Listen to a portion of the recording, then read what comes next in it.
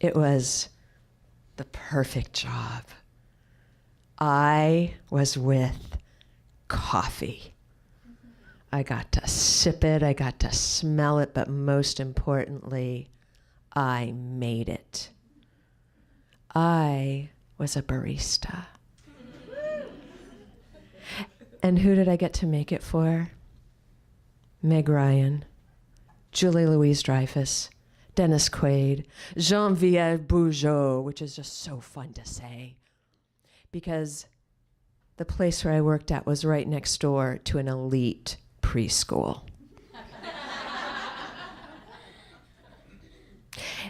And I felt good and hip about my job. I also felt that I was a part of the social justice movement. This was the 90s when it was important to sip your coffee at an independent establishment and not the Godzilla that was Starbucks.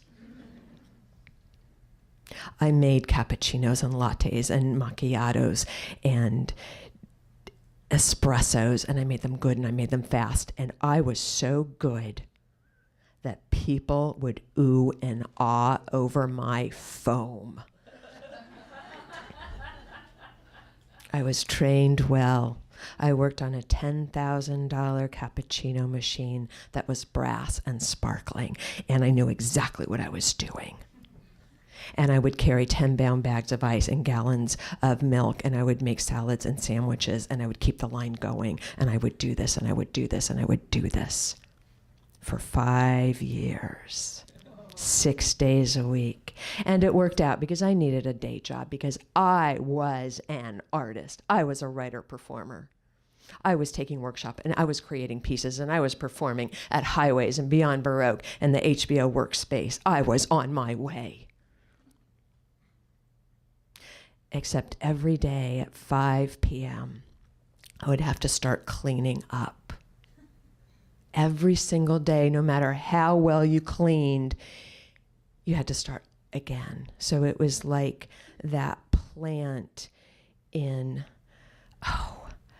the plant that kept getting bigger and bigger and says, feed me and feed me. That's what Little Shop of Horrors, yeah. And so every day I would start sweeping the floor and cleaning from all the oblivious moms who let their children make a mess and they didn't care. And that was my job. But I pictured myself then every single day, 50 years later, in white orthopedic shoes, still sweeping that floor. I was burned out. But I was loyal. And so I thought, I can't quit. I would have to give her months and months of notice. I was loyal and horribly unhappy. I even became a little surly to the customers. You don't know how demanding people are unless you've had a service job. But I kept on. Until one day I dropped a carton of yogurt. I must be clumsy. And then I dropped a coffee mug. And I realized that my hand was involuntarily releasing anything that was in it. I find it very interesting that that got a laugh. I didn't know what it was, but the next day, my whole arm throbbed. But I went to work because I'm a worker. And it hurt so much that I needed 2 hands to do everything, and I really had to favor my left hand. And it hurt, and I called my doctor, and she said, "You go immediately to urgent care." At which point I told my boss, and she said, "Okay, but please drop off the bank deposit on your way." She was a philanthropist. She went to church. She hired a homeless woman, so I thought she was benevolent. It was the first time in 5 years that I said no to her and realized that I had to take care of myself, that her business was her priority. My left hand went down, and this is the week of 9/11. 2 towers, 2 hands, gone, done. You do not know how many muscles it takes to pull on socks or to hold a spoon to feed yourself. I didn't know what was wrong. And so they wanted to do all these scary tests for lupus and MS and rheumatoid arthritis. And I swear the day that I went for the tests was the day that they announced that Annette Funicello had MS. So I pictured Annette and I sitting in wheelchairs rolling down the hospital hallway. I got all the tests. It was carpal tunnel syndrome. I was lucky because I didn't have nerve damage. But my body didn't work. I had to wear braces on 2 hands. I would tell people that I was injured because I had been conducting an orchestra. And no one questioned me at parties when they asked why I was wearing braces on both hands. I was so scared. How am I going to support myself when my body doesn't work? I got insomnia. And I started taking walks every day. I would look up at the sky, looking for clues. I'd look in the roses. I'd go to Paddington's tea house, surrounded by all the stuffed teddy bears, hoping someplace, somewhere, someone would tell me how I was going to support myself. I went to the career center. I took those tests. Education is always the answer, right? And I thought, I know what I'm going to do. Because I'm very expressive. I will become a sign language interpreter, yes. I will get to go to cultural events, and I will be the one that tells them what is happening. Yes, I can just feel it. Yes, until I found out that that job, those people get carpal tunnel. And so I was thinking about language, and for then some reason that led me to think, okay, I will become a speech therapist. I thought, that sounds real. You can make a living being a speech therapist. And then I looked at the coursework, a lot of science, a lot of anatomy, forget it. At the same time, the woman who had inspired me to write and perform my life, who I had studied with at Beyond Baroque, was leaving there. She taught a workshop called Writing to Perform the Truth. And it was the first time that I'd ever done this. And I took workshop after workshop with her. And I thought, that's awful. Beyond Baroque is not going to have this. That class was a godsend to me. What if?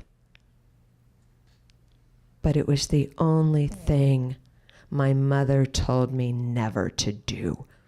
Do not teach. Because she was a burned out 2nd grade teacher. And every Sunday night, while I was sitting with my Jiffy Pop bonnet, hair conditioner, air blower, watching the Ed Sullivan Show, this fog of dread and depression would come over the apartment because she hated her work. And so I learned from every Sunday night, you got to work your whole life, you better do something you love. I was desperate. I would have done anything to not have to go back to that place. And so I asked my teacher, who was leaving, Nancy Agabian, what she thought about me taking over for her. I don't know why, but she thought it was a great idea. And it's not like I ever wished and wanted and prayed to be a facilitator. Oh, if only. I thought I was way too selfish to sit there and listen to everybody else and watch them get up. Plus, when I was in class, I couldn't pay attention. I don't know what anybody else was writing about, because I'd either be worried about what I was about to read and whether it was any good, or after I had read, I would just go over and over in my head of the feedback I had just given. How am I going to be a facilitator? But I thought, I will try it, because the only thing I knew was my next job had to use my brain, not my body. I came up with many, many bad workshop names. Create to support your urge, Life, Inc. And the worst one, let Art out. Poor Art, he's trapped. I really had to rally the executive director to convince him that I could teach the workshop. We decided on Life Stories workshop. I put flyers all over town. I asked every single facilitator I knew about how they did it and exercises. And the very first day, I put the key into the heavy door at Beyond Baroque, and it doesn't open. And I know everyone's watching me. I have students now. And I try for 5 minutes. And I turn around and I look at the house that Ray Bradbury wrote Fahrenheit 451 at, right across the street from Beyond Baroque. And I look back at that door lock with absolute determination, and I put it in. And it moves. And I go into the performance space, and I'm remembering everything that Nancy did. I put the chairs in the circle just like she did. And I look out at everyone, and they're looking at me, and they're waiting. And I sit down, and I start speaking. And all my great teachers are with me. I had no idea that I had absorbed so much. The man that was my Annie Sullivan at the water pump, the person that helped me get what was in here onto the page, I could hear his voice. And so I started speaking slow, calm. I looked out. I have never felt this grounded in my whole life. Neurosis gone with the wind. It was shocking. And I looked at them, and I felt connected, and I got them to start telling their stories, and I saw their beauty. They were not strangers. And then I started saying things I didn't even know I knew. I started talking about personal mythos. I started talking about Aristotle's Poetics. Who is this? And then they started writing down what I was saying. I cannot tell you how satisfying that is. I tried to not let on how thrilled I was. And there were some tears. And our souls were joined by the things that they told me. When you let people feel safe and nurtured, they will blow you away. I knew what my teachers had done for me to make me feel special, to make me feel heard, and so I created that. Once you hear someone's story, they will never look the same to you again. And at the end of that first class, I felt full of hope, joyful, full of possibility, calm, grounded, centered, instinctual, intuitive, and happy. And I thought, what is this? What is this sensation? And I realized this is what I feel like when I'm in love. And all I thought was, I want more.